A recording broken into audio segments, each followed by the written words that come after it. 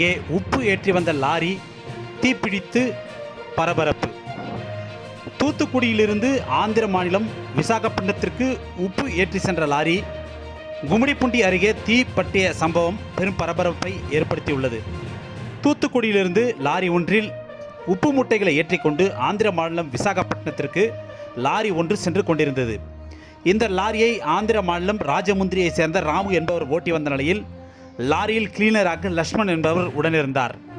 அந்த லாரி கும்மிடிப்பூண்டியை தாண்டி எலாவூர் அருகே ஒருங்கிணைந்த சோதனை சாவடி அருகே வந்து கொண்டிருந்த போது லாரியின் முன்பகுதியில் இருந்து புகை வருவதை கண்ட லாரி டிரைவர் சுதாரித்து லாரியை ஒருங்கிணைந்த சோதனை சாவடியின் ஒரு ஓரமாய் நிறுத்த முயன்றார்.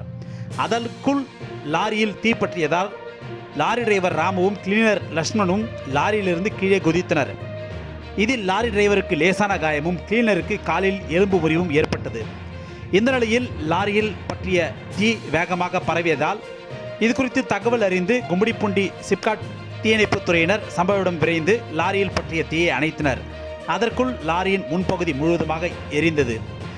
தொடர்ந்து லாரி டிரைவர் மற்றும் லாரி கிளீனர் ஆகியோர் அங்கிருந்த அரசு மருத்துவமனையில் சிகிச்சை பெற்ற நிலையில் இந்த விபத்து குறித்து ஆரம்பாக்கம் போலீசார் வழக்கு பதிவு செய்து விசாரணை நடத்தி வருகின்றனர்.